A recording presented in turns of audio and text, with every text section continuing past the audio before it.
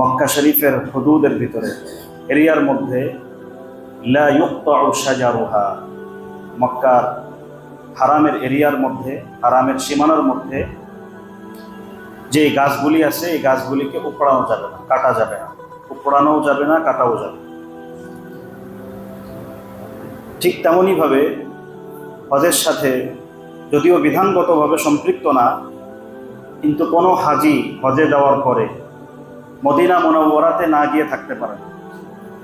যদিও নাকি মদিনা মুনাওয়ারাতে যাওয়া না যাওয়ার সাথে হজের কোনো সম্পর্ক নাই, কেউ যদি হজের সময় মদিনাতে নাও যায় তাহলে তার হজ হয়ে যায়। কিন্তু কে এমন আছে যে মক্কাতে গেল, এত কাছে যাওয়ার পরে রাসূল যেখানে ঘুমিয়ে আছেন সেখানে যাবে না? সকলেই যাবে।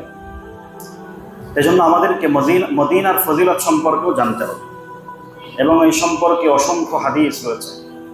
আমি আপনাদেরকে কয়েকটা হাদিস বুখারী শরীফ থেকে শোনাবো। তার মধ্যে একটা হাদিস হলো আনাস ইবনে মালিক রাদিয়াল্লাহু তাআলা আনহু থেকে রওয়ায়াত। তিনি বলেন,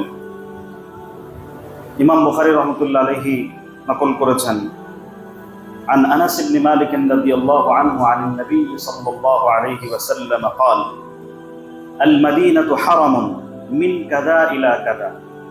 মদিনা মুনাওয়ারা হলো হারাম। হারাম শরীফ যেরকম সম্মানিত, মদিনা মুনাওয়ারাও এই জায়গা থেকে এই জায়গাটাও সম্মানিত।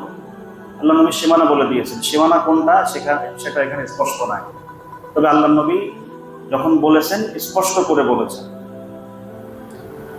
এর বিধান কি?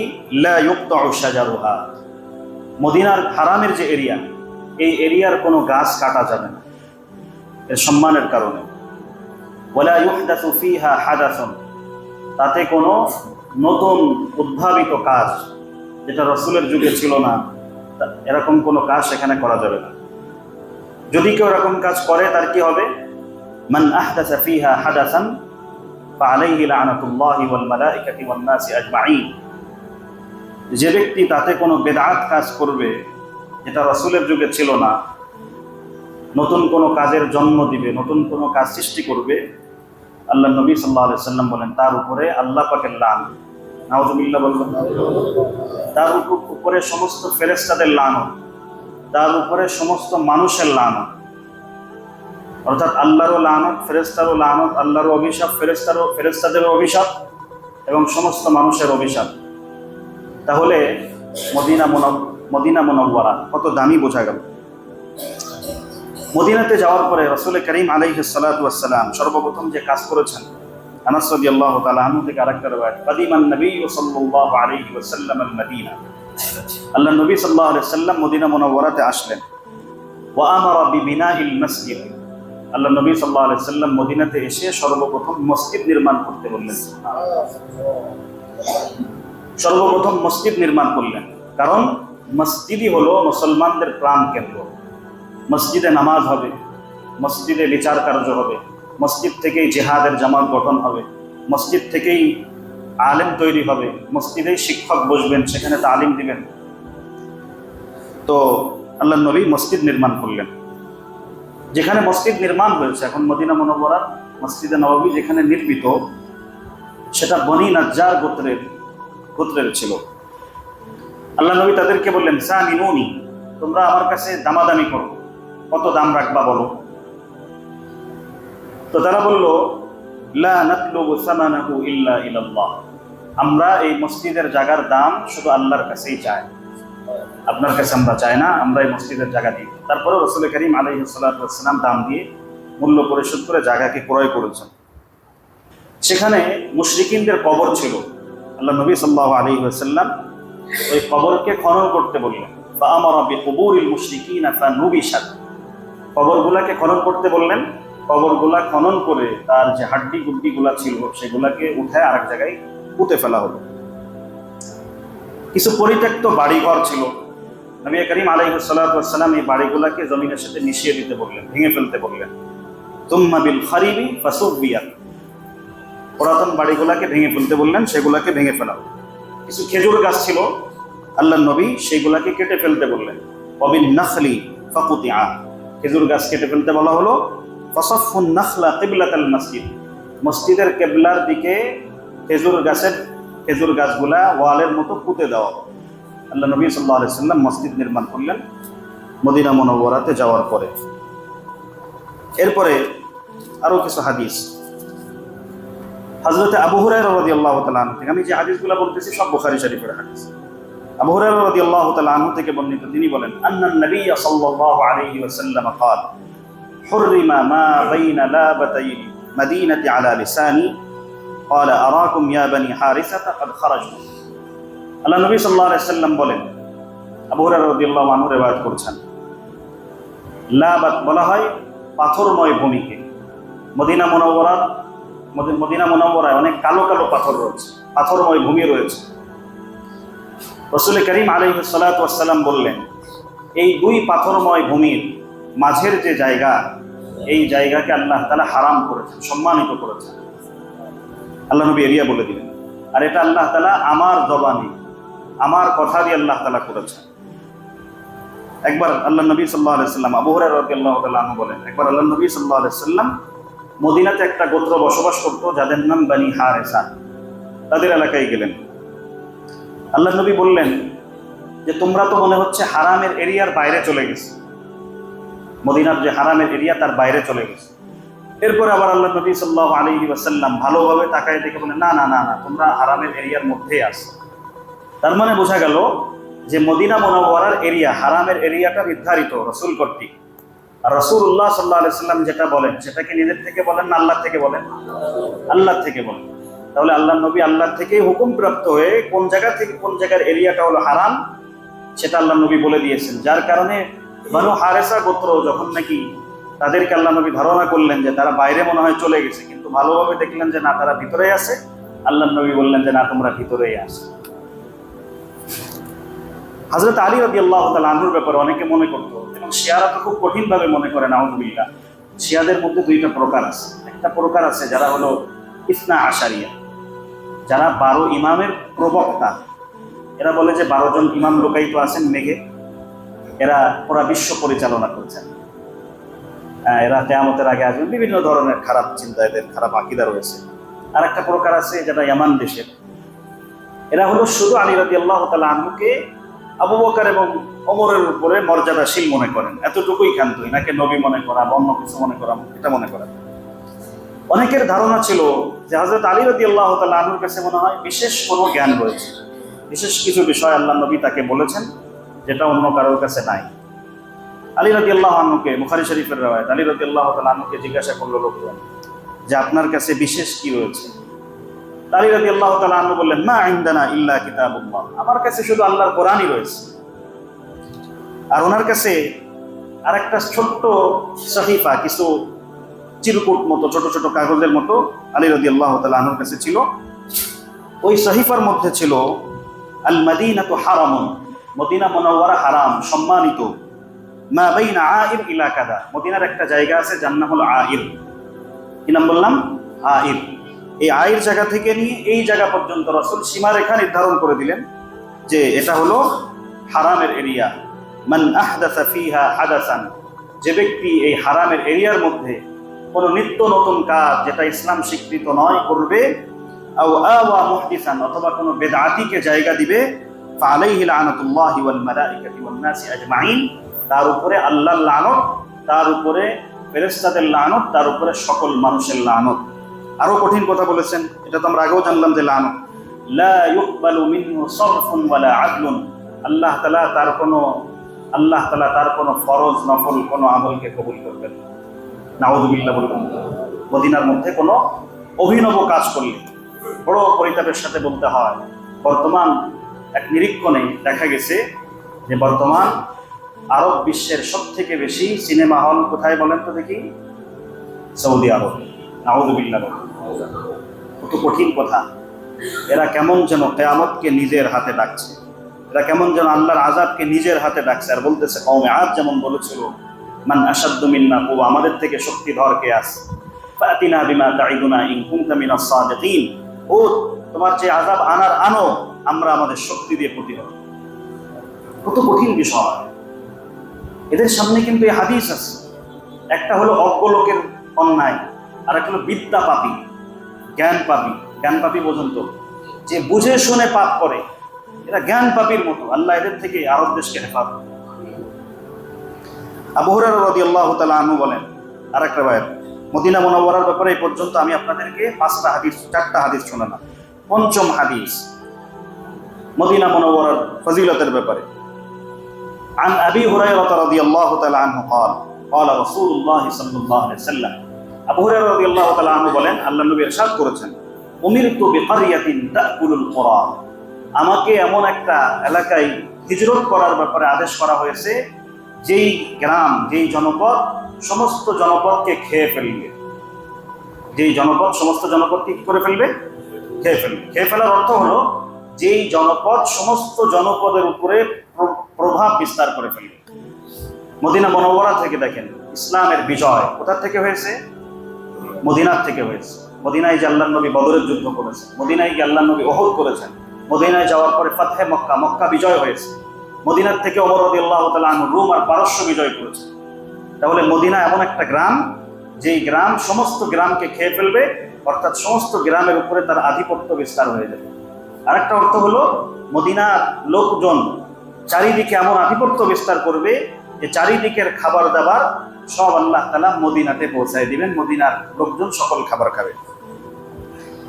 আল্লাহ নবী বলেন, ইয়াকুলুনা ইয়াসরিবা, লোকেরা তো তার নাম বলে ইয়াসরিব। মদিনা মুনাওয়ারার ইসলাম পূর্ব নাম ছিল হলো ইয়াসরিব। ইয়াসরিব শব্দের অর্থ খারাপ। ইয়াসরিব মানে হলো যেখানে রোগ ব্যাধি হয়, ইয়াসরিব মানে যেখানে বিশৃঙ্খলা হয়, ইয়াসরিব মানে যেখানে বিমারি মহামারী ছড়ায়। এই নামটা ভালো না। কোরআনের মধ্যে এই নামটা আসছে কাফেরদের দিকে সম্পৃক্ত করে। কাফের আর এক কাফেরকে বলছে, ইয়া আহলা ইয়াসরিবা লা মুকামা লাকুম ফারজিউ, এই ইয়াসরিববাসী তোমাদের এখানে থাকার কোনো জায়গা নেই, তোমরা ফিরে যাও। তো ইয়াসরিব নাম ছিল। আল্লাহর নবী যখন গেলেন, আল্লাহর নবী সেখানে যাওয়ার পরে তার নাম দিলেন মদিনা। কত সুন্দর নাম, মদিনাতুল মুনাওয়ারা, আলোকিত শহর, তার নাম দেওয়া হলো। এখানে যাওয়ার পরে মদিনাতে প্রচন্ড পরিমাণ রোগ ব্যাধি হতো। আল্লাহ নবী সাল্লাল্লাহু আলাইহি ওয়াসাল্লামকে সাহাবা ইকরাম বললেন, ইয়া রাসূলুল্লাহ, দোয়া করে দেন মদিনার জন্য। নামাজের কাতারে, ফজরের নামাজের সময় কাতারকে কাতার সাহাবা ইকরাম জ্বরের কারণে পড়ে যেতেন। হযরত আবু বকর রাদিয়াল্লাহু তাআলা আনহু উনি এমন জ্বরাক্রান্ত হলেন, পরেশান হয়ে গেলেন। আর এই কবিতা পড়তেছেন, কুল্লু মরিইন মুসাব্বাহিন ফি আহলিহি ওয়াল মাউতু আকরাবু মিন শিরাকি নালিহি। প্রত্যেকটা মানুষ মদিনাতে এমন ভাবে সকাল কাটাচ্ছে যে মৌত তার জুতার ফিতার থেকে তার বেশি সন্নিকটে। বিলাল রাদিয়াল্লাহু আনহু আক্ষেপ করে বলতেন, আবার আমরা কবে মক্কায় যাব, আর মক্কায় সেই ইজখির নামক এক ঘাস আছে, সেই ঘাসগুলো আমরা দেখব। আল্লাহ নবী যখন সাহাবা ইকরামের এই অবস্থা দেখলেন, বিশেষভাবে আবু বকর বিলালের অবস্থা দেখলেন, আল্লাহ নবী দোয়া করলেন, হে আল্লাহ, আপনি মদিনার সমস্ত রোগ ব্যাধি আর মদিনার সমস্ত মহামারী আর মদিনার সমস্ত ক্ষতি বালা মুসিবত এগুলাকে আপনি নাজদ নামক এলাকার দিকে নিয়ে যান। সাহাবা ইকরাম বলেন যে আমরা দেখলাম মদিনার নালা দিয়ে কি কি যেন ভেসে চলে যাচ্ছে। ওইগুলা হলো আল্লাহ নবীর দোয়ার বরকতে মদিনার নালা দিয়ে ময়লার মতো, আবর্জনার মতো ভয়ঙ্কর জিনিসগুলা ভেসে যাচ্ছে। ওইগুলা ভেসে নাজদের দিকে চলে গেল, মদিনা সোনার মদিনায় রূপান্তরিত হয়ে গেল। এখন আপনারা যারা মদিনায় গেছেন, কত সুন্দর, মদিনায় গেলে আর ফিরে আসতে মন চায়, এমন একটা জায়গা মদিনা। আল্লাহ নবী এই হাদিসের শেষে বলেন, ওয়াহিয়াল মাদিনা, লোকেরা তো এর নাম বলে ইয়াসরিব, আর অথচ এর আসল নাম হলো মদিনা। আমি এর নামকরণ করলাম মদিনা। তানফিন নাস কামা ইয়ানফিল কিরু খাবাসাল হাদিদ, মদিনা খারাপ লোকগুলাকে ওইভাবে বাছাই করে ফেলে দেয় যেরকম নাকি কামারের ভাটি, কামারের চুলা লোহার জংকে দূর করে দেয়। মদিনার মধ্যে কোনো খারাপ লোক থাকতে পারে না। খারাপ লোকের বসবাস মদিনায় হয় না। খারাপ লোক থাকলে সে কোনো না কোনোভাবে মদিনার থেকে বের হয়ে যাবে। আবু হুমায়দ রাদিয়াল্লাহু তাআলা আনহুকে রিওয়ায়াত, উনি বলেন, মদিনার একটা নাম হলো মদিনা, আর একটা নাম হলো তাবা, আর একটা নাম হলো তাইয়্যিবা, মদিনায়ে তাইয়্যিবা। আল্লাহ নবী সাল্লাল্লাহু আলাইহি সাল্লাম, আবু হুমায়দ একজন সাহাবী, উনি বলেন যে আমরা আল্লাহ নবী সাল্লাল্লাহু আলাইহি সাল্লামের সাথে তাবুকের যুদ্ধ থেকে ফিরে আসতেছিলাম। আল্লাহ নবী যখন মদিনা দেখলেন, দেখে বললেন, হাদিহি তাবা, আরে এটা তো সেই সুন্দর ভূমি, সুন্দর জায়গা, সুন্দর শহর, পবিত্র শহর। মদিনাকে দেখে আল্লাহ নবী উচ্ছ্বাসে বললেন, হাদিহি তাবা, এটা হলো সুন্দর শহর, পবিত্র শহর। তাহলে এই হাদিসের দ্বারা বোঝা গেল মদিনা হলো পবিত্র জায়গা। 7 নম্বর হাদিস, আবু হুরায়রা রাদিয়াল্লাহু তাআলা আনহু থেকে বর্ণিত, তিনি বলেন, সামি'তু রাসূলুল্লাহ সাল্লাল্লাহু আলাইহি ওয়াসাল্লাম ইয়াকুল ইয়াতরুকুনা আল-মাদিনা আলা খায়রি মা কানাত লা ইয়াখশাহা ইল্লা আল-আওয়াফি ইউরিদু আওয়াফি আত-তায়রি ওয়াস-সিবা। মদিনার এমন একটা মুহূর্ত হবে, আল্লাহ নবী সাল্লাল্লাহু আলাইহি ওয়াসাল্লাম ইরশাদ করেছেন যে লোকেরা মদিনার সমস্ত মঙ্গল, মদিনার মধ্যে দিন বাকি থাকবে, মদিনার মধ্যে ফসলাদি থাকবে, মদিনার মধ্যে ফল ফলালি থাকবে, তা সত্ত্বেও মানুষ মদিনাকে ছেড়ে অন্যত্রে চলে যাবে। আল্লাহ নবী আক্ষেপ করে বলেছেন, দুঃখ করে বলেছেন, মদিনা ভালো শহর থাকবে কিন্তু মদিনাকে ছেড়ে মানুষ অন্য জায়গায় চলে যাবে। যখন মানুষ শূন্য হয়ে যাবে তো তখন সেই মদিনার বসবাস হবে হলো পাখি, যারা এসে এসে ফলগুলা খেয়ে যাবে, এই পাখি আর হিংস্র প্রাণীদের বসবাস হবে, প্রাণীদের অভয়ারণ্য হবে, সেখানে কোনো মানুষজন থাকবে না। এটা কেউ কেউ বলেছেন এটা হয়ে গেছে, আল্লাহ নবী আসার আগে এটা ছিল, আল্লাহ নবী আসার পরে বরকত হয়েছে। কেউ কেউ বলেছে এটা কিয়ামতের পূর্বে হবে, হাদিসের মধ্যেও বোঝা যায় যেটা কিয়ামতের পূর্বে এমনটা হবে। এই হাদিসের শেষ অংশে যেটা আছে বললে আপনারা বুঝবেন। যখন মদিনা লোকশূন্য হয়ে যাবে তখন সেখানে শুধু পাখিদের বসবাস থাকবে আর হিংস্র প্রাণীদের বসবাস থাকবে, আর কোনো লোক সেখানে থাকবে না। আর দুনিয়াতে সর্বশেষে যার হাসর হবে, আখিরু মান ইউহশার, সর্বশেষে যার হাসর হবে, যার উপরে কিয়ামতের প্রভাব বিস্তার হবে, তারা হলো মুজাইনা গোত্রের 2 জন রাখাল, যারা তাদের ছাগল নিয়ে মদিনার দিকে হাঁকায় নিয়ে যাবে, মদিনার দিকে ছাগল হাঁকিয়ে নিয়ে যাবে। তারা সেখানে যেয়ে দেখবে আরে এখানে তো কোনো মানুষজনই নাই, ওহৌশান ইয়াজিদানিহা ওহৌশান, মদিনাকে দেখবে যে সেখানে কোনো মানুষ নাই, সেখানে শুধু পশু পাখির অভয়ারণ্য, পশু পাখির বিচরণ ক্ষেত্র। তখন তারা চলতে চলতে চলতে চলতে মদিনাতে একটা জায়গা আছে সানিয়াতুল ওয়াদা, এই সানিয়াতুল ওয়াদা বলা হয় ওই জায়গাকে, যেখানে মুসাফির কোনো মেহমান আসলে তাকে নিয়ে চলতে চলতে চলতে চলতে ওই জায়গায় নিয়ে বিদায় করে দিত, ভাই আসসালামু আলাইকুম, যান আবার দেখা হবে। এই জায়গাকে বলা হয় সানিয়াতুল ওয়াদা, একটা উঁচু জায়গা। এখান থেকে রাসূলকে ইস্তেকবাল রিসিপশন করেছিল মদিনার আনসাররা। যখন ওই 2 রাখাল তাদের ছাগল চড়াতে চড়াতে সানিয়াতুল ওয়াদা নামক জায়গায় পৌঁছাবে, ফাররা মাগশিয়ান আলাইহি, তারা বেহুশ হয়ে পড়ে যাবে, তাদের উপর আল্লাহ মওত দিয়ে দিবেন।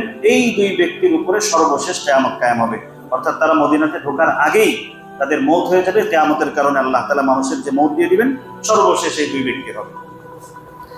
8 নম্বর হাদিস, সুফিয়ান বিন আবু যুহাইর রাদিয়াল্লাহু তাআলা আনহু থেকে রওয়ায়াত, তিনি বলেন, সামি'তু রাসূলুল্লাহ সাল্লাল্লাহু আলাইহি ওয়াসাল্লাম ইয়াকুল, আল্লাহ নবী সাল্লাল্লাহু আলাইহি ওয়াসাল্লামকে আমি এই হাদিস বলতে শুনেছি, ইফতাহুল ইয়ামান, ইয়ামান শহর বিজয় হবে, বিজিত হবে।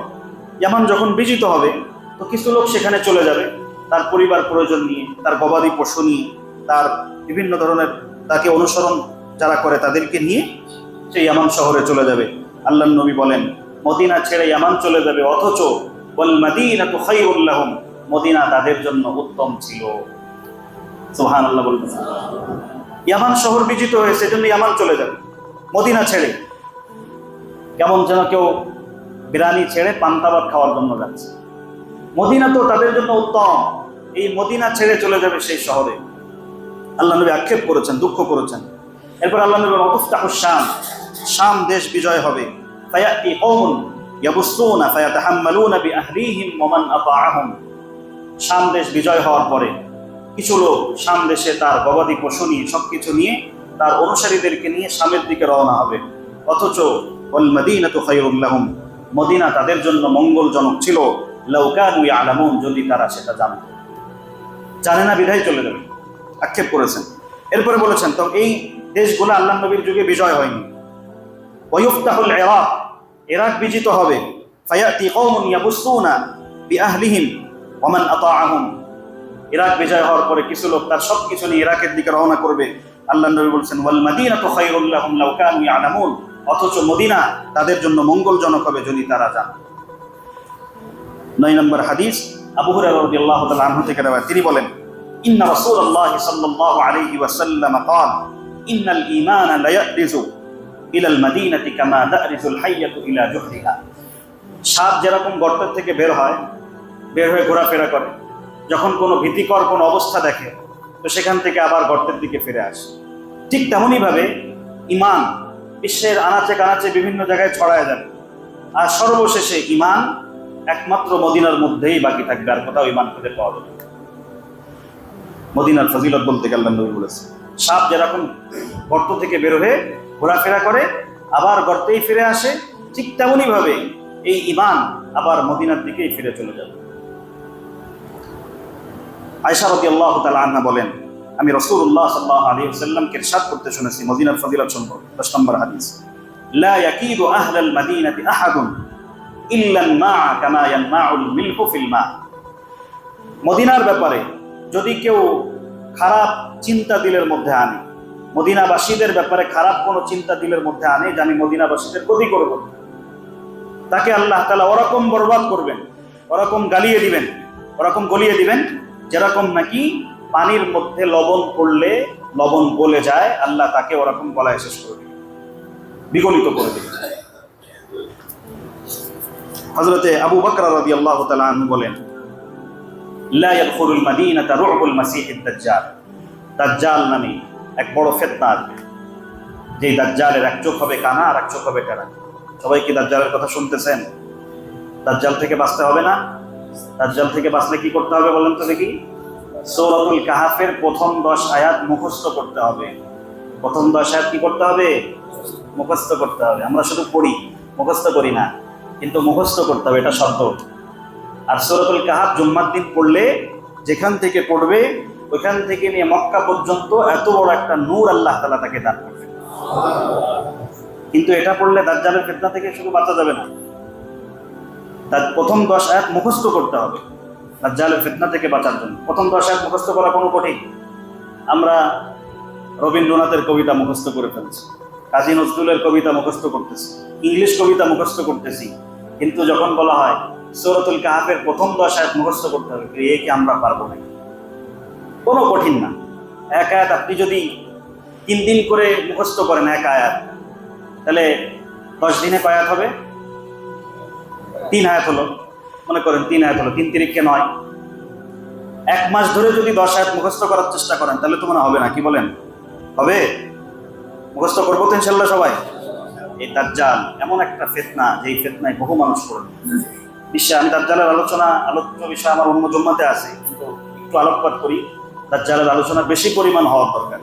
নূহ আলাইহিস সালামের পর থেকে নবী করিম মুহাম্মদুর রাসূলুল্লাহ সাল্লাল্লাহু আলাইহি ওয়াসাল্লাম পর্যন্ত কোনো নবী এমন গত হন নাই যেই নবী দাজ্জালের ব্যাপারে ভীতি প্রদর্শন করেন। কিন্তু কোন নবী দাজ্জাল কেমন হবে, তার অবয়ব কি হবে, এটা বলে যেতে পারে না। শুধুমাত্র রাসূল করিম আলাইহিস সালাতু ওয়াস সালাম বলে গেছেন দাজ্জাল এমন হবে। দাজ্জাল খাটো গঠনের হবে, তার এক চোখ, ডান চোখ হবে কানা, আর বাম চোখ ভালো থাকবে কিন্তু টেরা। আঙ্গুর যেরকম উথিত হয়, তার বাম চোখটা ওরকম উথিত হবে, চোখের পাপড়িগুলো বড় বড় হবে, এবং যেরকম নাকি শক্ত প্লাস্টিক যেরকম হয়, পাপড়িগুলো এরকম শক্ত শক্ত হবে। মুসলমান শিক্ষিত অশিক্ষিত, শিক্ষিত অশিক্ষিত বলতে আরবির শিক্ষিত অশিক্ষিত। আমাদের মধ্যে অনেকে আছে ইংরেজি শিক্ষিত কিন্তু আরবি পড়তে পারে না।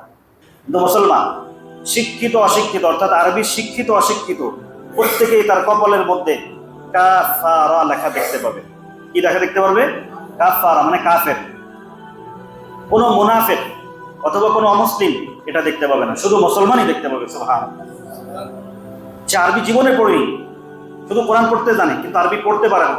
অনেক এরকম আছে আরবি পড়তে পারে কিন্তু আরবি লিখতে পারে না, অথবা লেখা দেখে পড়তেও পারে না, কোনো রকম মুখস্থ হয়েছে। এমন ব্যক্তিও যদি হয়, সে যদি পাক্কা মুসলমান হয়, মুনাফিক না হয়, ইসলামকে দিলের মধ্যে বিশুদ্ধ রূপে লালন করে, সে দাজ্জালের কপালে পড়ে ফেলবে কাফের, দাজ্জাল থেকে বেঁচে যাবে। তো আল্লাহ নবী সাল্লাল্লাহু আলাইহি ওয়াসাল্লাম, আবু বকর একজন সাহাবী, আবু বকরা আর একজন সাহাবী, ইনি ছিলেন আনসারী সাহাবী। আল্লাহ নবী সাল্লাল্লাহু আলাইহি ওয়াসাল্লাম থেকে বর্ণনা করেন দাজ্জালের প্রভাব প্রতিপত্তি পুরা বিশ্বের সব জায়গাতে ছড়াবে, শুধুমাত্র 2 জায়গায়, বিশেষভাবে মদিনাতে, মক্কা এবং বিশেষভাবে মদিনার মধ্যে দাজ্জালের প্রভাব বিস্তার হবে না। লা ইয়াদখুলুল মাদিনাতা রুবুল মাসিহিদ দাজ্জাল। দাজ্জালের প্রভাব মদিনা মুনাওয়ারার মধ্যে প্রবেশ করবে না। লাহা ইয়াউমা ইদিন 7 আবওয়াব। সেদিন মদিনার 7টা দরজা হবে, মদিনার 7টা মেন প্রধান গেট থাকবে, 7টা গেট। আলা কুল্লি বাবিন মালাকান। প্রত্যেক দরজায় 2 জন করে ফেরেশতা দাঁড়িয়ে থাকবে, যেই 2 জন ফেরেশতা দাজ্জালকে প্রতিহত করবে, কোনোভাবেই তার ঢোকার চান্স দিবে না। আবু হুরায়রা রাদিয়াল্লাহু আনহু থেকে 12 নম্বর মদিনার ফজিলত সম্পর্কে 12 নম্বর হাদিস, আবু হুরায়রা রাদিয়াল্লাহু তাআলা আনহু থেকে বর্ণিত। তিনি বলেন রাসূলুল্লাহ সাল্লাল্লাহু আলাইহি ওয়াসাল্লাম বলেছেন, আলা আনকাবিল মাদিনাতি মালাইকাতুন লা ইয়াদখুলুহা আত-তাউন ওয়ালা দাজ্জাল। এখানে তো আছে মদিনার দরজায় দুইজন করে ফেরেশতা দাঁড়ায় থাকবে। আর এই riwayat আবু হুরায়রা রাদিয়াল্লাহু আনহু থেকে বুখারী শরীফের riwayat, এখানে রয়েছে মদিনার দরজাগুলিতে, কয়টা দরজা উল্লেখ নাই, তবে মদিনার দরজাগুলিতে অনেক ফেরেশতা, কমসে কম 3 জন। আরবিতে বহুবচনের কমসে কম পরিমাণ হলো 3। এক একটা দরজায় কমসে কম 3 জন ফেরেশতা, বেশি কত হতে পারে সেটা আল্লাহই ভালো জানে। তারা ওই দরজায় দাঁড়িয়ে আছে। এই দরজা দিয়ে কোনো মহামারী অথবা কোনো মহামারী এবং দাজ্জাল মদিনার কোনো দরজা দিয়ে প্রবেশ করতে পারবে না। সুবহানাল্লাহ। আবু সাঈদ খুদরী রাদিয়াল্লাহু তাআলা আনহু থেকে বর্ণিত, তিনি বলেন 13 নম্বর হাদিস, রাসূলুল্লাহ সাল্লাল্লাহু আলাইহি ওয়াসাল্লাম ইরশাদ করেছেন, একটা লম্বা হাদিস আল্লাহর নবী দাজ্জাল সম্পর্কে বললেন। সেটা বলতে গিয়ে আল্লাহর নবী এক পর্যায়ে এসে বললেন যে দাজ্জাল মদিনার কাছাকাছি আসবে, ওয়া হুয়া মুহাররামুন আলাইহি আন ইয়াদখুলা নিকাবাল মাদিনা, অথচ তার জন্য মদিনায় প্রবেশ করা অসম্ভবপর হবে। মদিনাতে ঢুকতেই পারবে না, কোনোভাবেই ঢোকার সুযোগ থাকবে না। তখন সে কি করবে? ইয়ানজিলু বা'দা সিবাহ, কিছু লবণাক্ত ভূমি মদিনার আশপাশে, সেখানে সে অবতরণ করবে। ফায়াখরুজু ইলাইহি ইয়াওমাইদিন রাজুলুন হুয়া খায়রুন নাস আও মিন খায়রিন নাস, তখন দাজ্জালের মোকাবেলার জন্য মদিনার থেকে একজন লোক বের হয়ে আসবে। আল্লাহর নবী বলেন যে সে মানুষের মধ্যে সর্বোত্তম মানুষ। সুবহানাল্লাহ। সে দেখে বলবে আশহাদু আন্নাকা দাজ্জাল আলা মা হাদাসানা বিহি আর রাসূল সাল্লাল্লাহু আলাইহি সাল্লাম, আমি সাক্ষ্য দিচ্ছি যে তুই হলো দাজ্জাল। আমরা রাসূল থেকে যে হাদিস শুনেছি সেই হাদিস অনুযায়ী তোকে দাজ্জাল বলে আমরা সাক্ষ্য দিচ্ছি। দাজ্জাল বলবে, আরে দেখো তো কত বড় বেয়াদব, কত বড় বেয়াদব, এর আমি হত্যা করে দেখাবো তোমাদেরকে যদি আমি একে হত্যা করে দেখাই, তাহলে আমার বিষয়, মানে আমি যে তোমাদের প্রভু, নাউযুবিল্লাহ, এই বিষয়ে কি তোমাদের কোনো সংশয় থাকবে? দাজ্জাল তার অনুসারীদেরকে জিজ্ঞাসা করবে, না না না না, যারা এই যে ভণ্ড পীরের অনুসারী হয়, ভণ্ড পীর যা বলে, যদি বলে যে এখন রাত হয়ে গেছে, তো তারা কি বলবে? রাত হয়ে গেছে। যদি বলে এখন দিন, তো দিন। যদি বলে ইনি মানুষ, তো মানুষ। যদি বলে ইনি জিন, তো জিন। তাই বাস্তবে সে যাইব। তো ভণ্ডদের অনুসারীদের এই অবস্থা হয়। এই সমস্ত ভণ্ডদের প্রধান ভণ্ড কে হবে? দাজ্জাল। তো এই দাজ্জাল বলবে যে আমি যদি একে মেরে ফেলি, মেরে আবার জীবিত করি, তাহলে কি তোমরা আমার এই রুবুবিয়াতের ব্যাপারে, আমার প্রভুত্বের ব্যাপারে তোমাদের কোনো সন্দেহ থাকবে? না না, কোনো সন্দেহ থাকবে না, করে দেখান। তো দাজ্জাল ওই লোককে হত্যা করে 2 টুকরা করে ফেলি। মদিনার লোক, মদিনা 2 টুকরা করে এত দূরে নিক্ষেপ করবে, এক টুকরা থেকে আরেক টুকরা, যেই টুকরা দূরে নিক্ষেপ করবে, একটা তীর ছুড়লে ধনুক থেকে যেই পরিমাণ দূরে যায়, ওই পরিমাণ দূরে সে চলে যাবে। এরপরে ওই 2 খণ্ডের মাঝখানে সে দাঁড়িয়ে বলবে, জীবিত হয়ে যাও।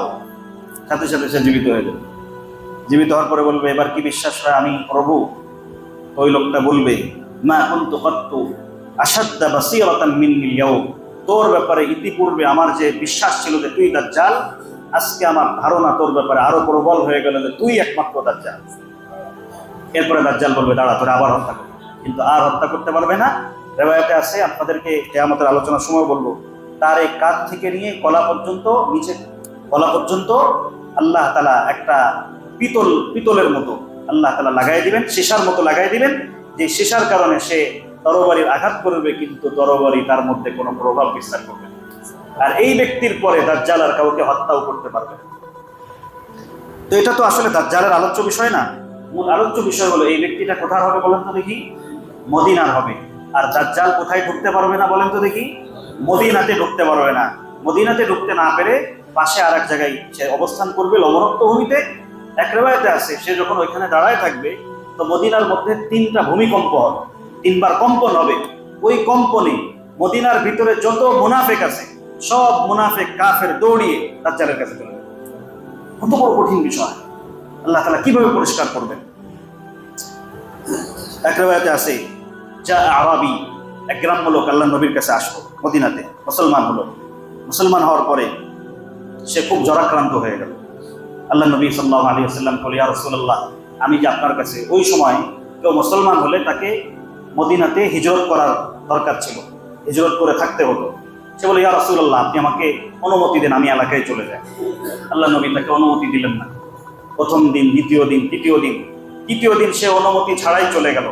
আল্লাহ নবী তখন বললেন, মদিনা খারাপ লোকগুলাকে ওইভাবে ছেটে ফেলে, ওইভাবে পরিষ্কার করে ফেলে যেমন নাকি কামারের চুলা লোহার জংকে দূর করে দেয়। এজন্য প্রিয় ভাইরা, এই ফজিলতগুলো বলার উদ্দেশ্য হলো আমাদের মধ্যে মদিনা দেখার, মদিনায় যাওয়ার আবেগ পয়দা হয়। হযরত আব্দুল হক দেহলভী রহমতুল্লাহ আলাইহি একটা কিতাবই লিখেছেন, জাযবুল কুলুব ইলা দিয়ারিল মাহবুব, অন্তরের টান মাহবুবের শহরের দিকে। ওর মধ্যে তিনি আল্লাহ নবী সাল্লাল্লাহু আলাইহি ওয়াসাল্লামের শহরে যাওয়ার ব্যাপারে নিজের আশা ব্যক্ত করেছেন। এই জন্য প্রত্যেকটা মুসলমানের দিলের মধ্যে থাকতে হবে যে আমি মসজিদে নববীতে যেতে পারি। 3টা মসজিদ এমন রয়েছে যে 3টা মসজিদের জন্য উদ্দিষ্টভাবে সফর করা যায়। কয়টা মসজিদ বলেন? উদ্দেশ্য করে সফর করা যায়। আমি 3টা মসজিদের জন্য সফর করতেছি, হাদিসের মধ্যে আছে। তার মধ্যে একটা হলো মক্কা মুকাররমা, মসজিদুল হারাম, আর একটা হলো মসজিদে নববী, আর একটা হলো মসজিদুল আকসা। এই 3 মসজিদের দিকে উদ্দেশ্য করে সফর করা যায়। আরেকটা হলো মদিনা মুনাওয়ারাতে যাওয়ার পরে একটা বড় জিনিস ঘটে, সেটা হলো রাসূলের কবরের জিয়ারত হয়। রাসূলের কবরের কি হয়? জিয়ারত হয়। আল্লাহর নবী বলেছেন, মান যারা কবরি ফাকাদ যারানি, যে আমার কবরে আমাকে জিয়ারত করলো সে কেমন যেন সরাসরি আমার জিয়ারত করলো। ওয়ামান যারানি, আর যে আমার সাক্ষাৎ করলো, আমার জিয়ারত করলো, ওয়াজাবাত লাহু শাফাআতি, তার জন্য আমার শাফাআত অবধারিত হয়ে যাবে। কত বড় বিষয়! কোন ব্যক্তি যদি সালাম দেয়, আসসালামু আলাইকা ইয়া রাসূলুল্লাহ, দূর থেকে যদি আসসালামু আলাইকা ইয়া রাসূলুল্লাহ বলে, এটা বলা সহি না। আসসালামু আলাইকা, হে রাসূল আপনার উপরে সালাম বর্ষিত হোক, এটা দূর থেকে বলা যাবে না। দূর থেকে বললে সাল্লাল্লাহু আলাইহি ওয়াসাল্লাম, নবীর উপরে সালাম বর্ষিত হোক। একজন ফেরেশতা নিযুক্ত আছেন, ওই ফেরেশতা আমাদের যত সালাম, আমার নাম সহ, পিতার নাম সহ আল্লাহ নবী পর্যন্ত বসে দেয়, ইয়া রাসূলুল্লাহ অমুকের ছেলে অমুক, কারণ আব্দুল্লাহ নামে তো অনেকে আছে, তো অমুকের ছেলে আব্দুল্লাহ, অমুকের ছেলে আব্দুর রহমান আপনার উপরে সালাম প্রেরণ করেছে। আল্লাহ নবী যতবার সালাম পৌঁছানো হয়, আল্লাহ নবী ততবার সালামের জবাব দেয়। আর যে ব্যক্তি আল্লাহ নবীর কবরের কাছে যায়, সে এরকম বলতে পারবে, আসসালাতু ওয়াসসালামু আলাইকা ইয়া রাসূলুল্লাহ, ইয়া রাসূলুল্লাহ আপনার উপরে সালাম বর্ষিত হোক, কারণ এটা সরাসরি আল্লাহ নবী এই সালামকে শুনতে পান। যেন ওইখানে আসসালামু আলাইকা ইয়া রাসূলুল্লাহ বললে কোনো সমস্যা নেই, আর ওইখানে সরাসরি আল্লাহ নবী সালামের জবাব দেন। আরেকটা হলো মসজিদে নববীর ফজিলত, আল্লাহ নবীর যে মেম্বার আর আল্লাহ নবীর যে ঘরের জায়গা, রওজাতুন, আল্লাহ নবী বলেছেন, মা বাইনা মিহরাবি মা বাইনা বাইতি ওয়া মিনবারি রাওযাতুম মিন রিয়াদিল জান্নাহ, আমার মেম্বার আর আমার ঘরের মাঝখানের এই জায়গাটা হলো জান্নাতের বাগান সমূহের একটা বাগান। কত বড় ফজিলতের কথা! আরেকটা জায়গা আছে যে আয়াত আমি আপনাদের সামনে তিলাওয়াত করেছি।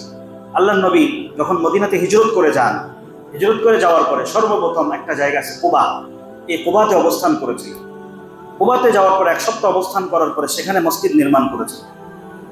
মসজিদে নববী যেটা, এই মসজিদে নববীরও আগে মসজিদে কুবা নির্মিত হয়েছে, এটা আমাদের জানা থাকা দরকার। এটাও জানা থাকা দরকার, পুরা বিশ্বের সর্বপ্রথম মসজিদ হলো মসজিদুল হারাম, যেটা মক্কায়, কাবা শরীফ, মসজিদুল হারাম। কয়বার নির্মিত হয়েছে আমি আপনাদেরকে বলেছি, 10 বার নির্মিত হয়েছে। সর্বপ্রথম ফেরেশতারা নির্মাণ করেছে। মসজিদুল হারামের 40 বছর পরে বুখারী শরীফের রিওয়ায়াত, আবু যার গিফারী রাদিয়াল্লাহু তাআলা আনহু থেকে রিওয়ায়াত, আবু যার গিফারী রাদিয়াল্লাহু তাআলা আনহু আল্লাহ নবীকে জিজ্ঞাসা করলেন, ইয়া রাসূলুল্লাহ বিশ্বের সর্বপ্রথম ঘর কোনটা? আল্লাহ নবী বলেন, আউয়ালু বাইতিন ওয়াজিআ ফিল আরদ মসজিদুল হারাম, সর্বপ্রথম যে ঘর জমিনের মধ্যে নির্মিত হয়েছে সেটা হলো মসজিদুল হারাম। সুম্মাল মসজিদুল আকসা, তারপরে হলো মসজিদে আকসা নির্মাণ হয়েছে। সুবহানাল্লাহ! মুসলমান যেরকম মসজিদে নববী হেফাজত করার জন্য সচেষ্ট পূর্বেও ছিলেন, মুসলমানরা পূর্বেও ছিল, বর্তমানেও আছে, সাহাবা ইকরামের যুগে ছিল, বহু সাহাবা ইকরাম মসজিদে নববীকে হেফাজত করার জন্য, মসজিদুল হারামকে হেফাজত করার জন্য নিজের রক্ত দিয়েছেন, নিজের শরীরে তাজা রক্ত ঢেলে দিয়েছেন। ঠিক তেমনই ভাবে সেই কাজটা, যেই মসজিদের সাথে আমাদের আকীদা এবং বিশ্বাস জড়িত, মসজিদুল আকসাকে হেফাজত করার জন্য বর্তমান সময়ে ফিলিস্তিনের এই যুবক হামাসরা এবং কাসসাম ব্রিগেড যারা, এরা মসজিদুল হারাম, মসজিদুল আকসাকে হেফাজত করার জন্য চেষ্টা করছে। তো দেখেন, মসজিদুল হারামের পরে মসজিদুল আকসা নির্মিত হয়েছে। আবু যার গিফারী রাদিয়াল্লাহু আনহু বলেন, কাম বাইনাহুমা ইয়া রাসূলুল্লাহ, ইয়া রাসূলুল্লাহ দুই মসজিদ নির্মাণের মধ্যে কতদিনের তফাৎ ছিল? আল্লাহ নবী বলেন, 40 সানা। আল্লাহ নবী বলেন 40 বছরের তফাৎ ছিল, 40 বছরের ব্যবধান ছিল। কে নির্মাণ করেছে এই ব্যাপারে সুস্পষ্ট কোনো বক্তব্য নাই। তবে একটা বক্তব্য হলো আদম আলাইহিস সালাম প্রথমে নির্মাণ করেছেন। মসজিদুল হারামকে পুনঃসংস্কার করার 40 বছর পরে মসজিদুল আকসাকে নির্মাণ করেছেন। উনি নির্মাণ করার পরে ইব্রাহিম আলাইহিস সালাতু ওয়াস সালাম এসে এই মসজিদুল আকসাকে পুনঃসংস্কার করেছেন, যেটা ঈসা আলাইহিস সালাতু ওয়াস সালামের জন্মেরও 2000 বছর পূর্বে নির্মাণ করেছেন। এইদিকে যে মসজিদুল হারামকে আবাদ করার জন্য যেরকম ইসমাইল আলাইহিস সালাতু ওয়াস সালাম ওনার ছেলে ছিলেন, ওইদিকে মসজিদুল আকসাকে আবাদ করার জন্য হযরত ইসহাক আলাইহিস সালাতু ওয়াস সালাম ছিলেন। ইতিহাস ঘাটলে দেখা যায় এই মসজিদুল হারাম মসজিদুল আকসার তলে ইহুদিরা যে হাইকালে সুলাইমানি কুব্বা ইত্যাদি তারা তারাশ করছে, এর কোনো নথিপত্র, এর কোনো গ্রহণযোগ্য সূত্র, গ্রহণযোগ্য ইতিহাসের কোনো কিতাবে পাওয়া যায় না। এরা বোকাস জিনিস নিয়ে, এরা এলোমেলো জিনিস নিয়ে, ভিত্তিহীন জিনিস নিয়ে মসজিদুল আকসাকে নষ্ট করার জন্য তারা পায়তারা করছে। এজন্য প্রিয় ভাইরা, মসজিদে নববীর সাথে আমাদের যেরকম আকীদা জড়িত, মসজিদুল আকসার সাথেও আমাদের আকীদা জড়িত। আর আমার এই আলোচনার কারণ হলো আমাদের এই বিষয়গুলো এজন্যই জানা থাকতে হবে যে প্রত্যেকটা মুসলমান সে হজে যেতে পারুক আর না পারুক, এক নম্বর হলো তাকে হজের ব্যাপারে এই বিশ্বাস স্বচ্ছভাবে থাকতে হবে যে হজের বিধান, নামাজ যেমন ফরজ, হজের বিধানটাও ঠিক একই রকম। কথা বলেন না কেন? একই রকম ফরজ। রোজা যেমন ফরজ, হজের বিধানটাও একই রকম ফরজ। যাকাত যেমন ফরজ, হজের বিধানটাও একই রকম ফরজ। হজের বিধান পালনের জন্য কোনো বয়স নাই যে বুড়া হলে হজ করতে হবে, বরং হজের বিধান পালনের মুখ্যম সময় হলো যৌবনকাল। যৌবনকালে হজ করতে হবে। তা হজে যে মানুষ দুই জায়গায় হজের বিধানকে, এক জায়গায় হজের বিধানকে পালন করে, আরেক জায়গায় আবেগ নিয়ে যায়, নবীর প্রেমে যায়, নবীর মহাব্বতে যায়। এই জন্য আমি দুই জায়গার ব্যাপারে সংক্ষিপ্ত আলোকপাত এই 2 সপ্তাহে করলাম। ইনশাআল্লাহ আমাদের আগামী সপ্তাহে আমাদের হজের বিধান সম্পর্কে আলোচনা হবে। যা কিছু আলোচনা হলো আল্লাহ তাআলা আমাদের সকলকে বুঝবার, আমল করার তৌফিক দান করেন। ওয়া আখিরু দাওয়ানা আলহামদুলিল্লাহি রাব্বিল আলামিন। 4 রাকাত ক্বাবলা আল জুমআহ পড়ে থাকবে।